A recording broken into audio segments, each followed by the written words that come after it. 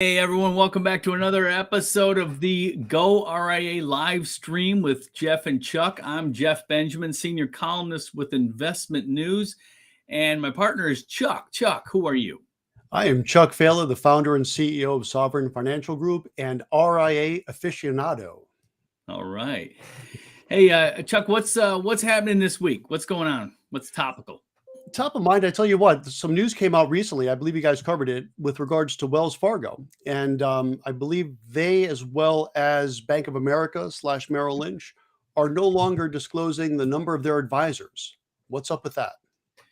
Yeah, that was kind of interesting. I mean, we pay attention to that here because we look at that as a measure of sort of the brokerage strength and the movement of brokers, throughout and cross brokerages and going independent and stuff like that. I think Morgan Stanley was also in that group of companies that Morgan Stanley and Bank of America, they are not disclosing their numbers anymore. And the Ryan Neal, our reporter here at Investment News, he reported that he said that the PR person at Wells Fargo emailed him confirming that and saying that they're kind of getting more in line with industry trends. I mean, it's all's fair in love and war, I guess, but this is kind of an interesting move, and I guess if it's an industry trend, we're going to maybe see more of it.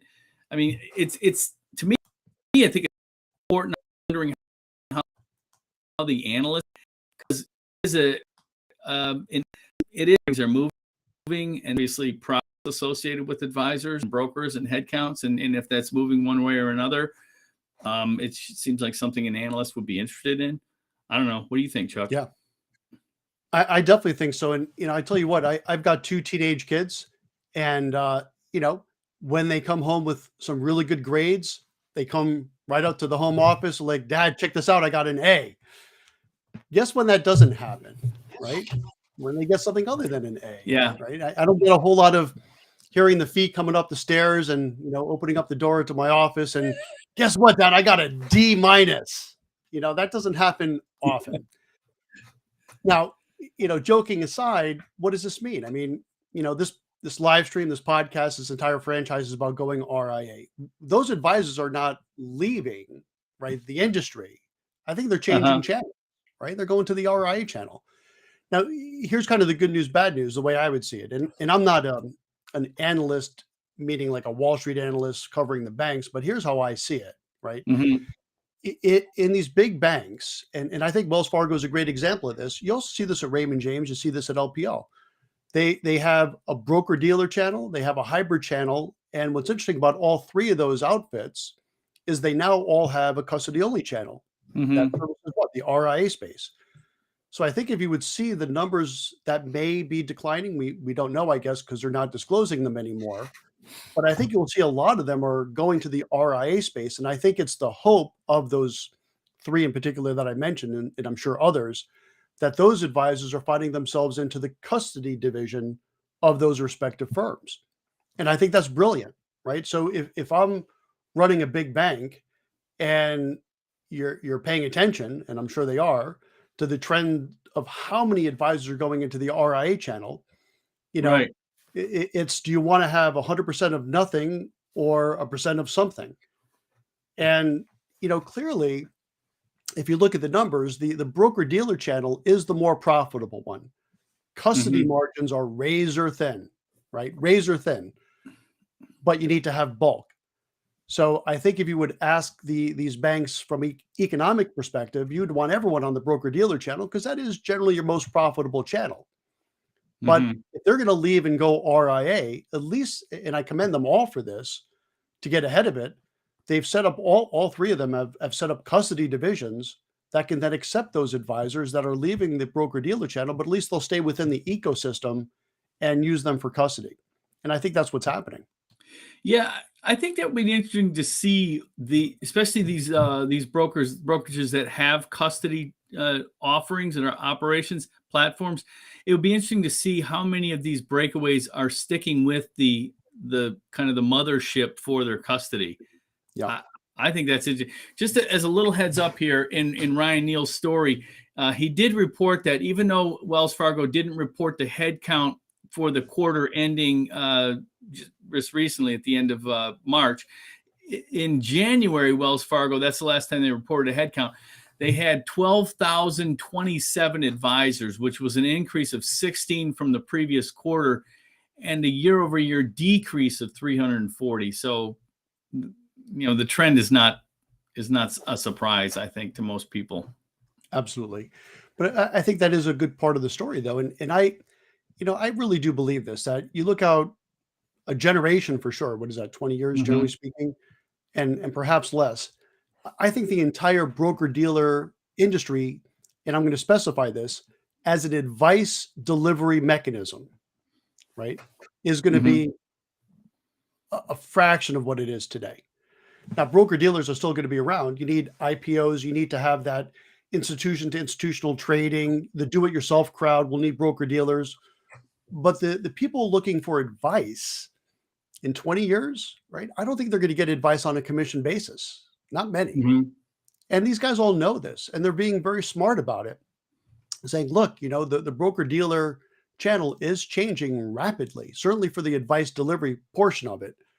And the smart ones, like the ones we're talking about here, in my opinion, they're getting ready for that by offering a custody solution. So they're like, okay, if you want to leave the broker-dealer, fine, but don't leave the mothership, stay in the family, right? So if you don't like, cousin Bob, go stay with, Aunt Julie or whoever, right?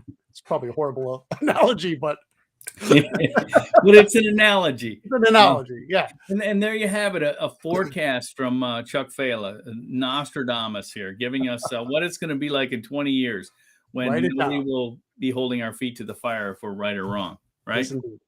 Very good.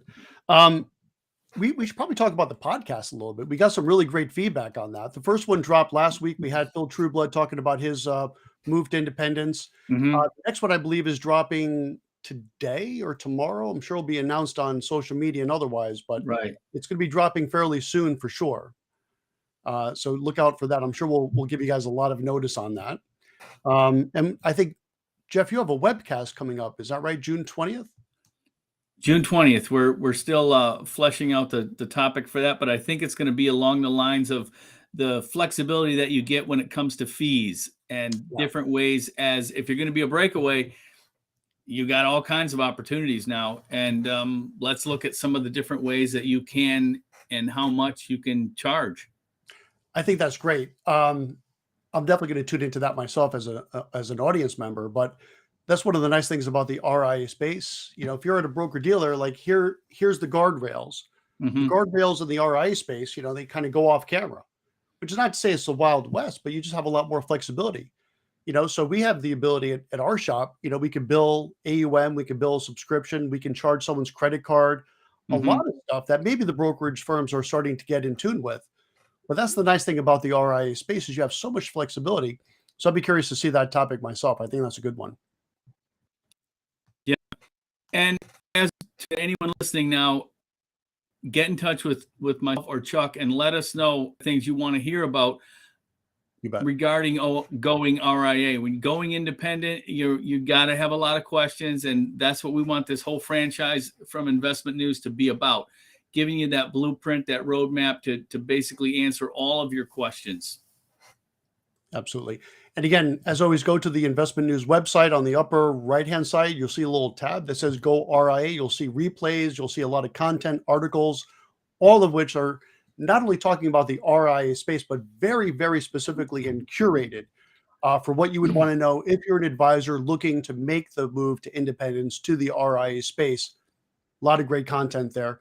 And again, to Jeff's point, just to echo that some, if you have any questions or any topics or any guests that you want us to bring on to the podcast or the webcast, hit us up on LinkedIn, Twitter, Facebook, smoke signals, whatever you want to do, but let us know what you want to hear about. And we're a very nimble team here, and we can make that happen lickety split. And we would love to do that. Cool. And one final point before we let you go, the next podcast drops April 26th. So look for that. 26th. Okay. April 26th is when it will be. Thank you very much, Angelica.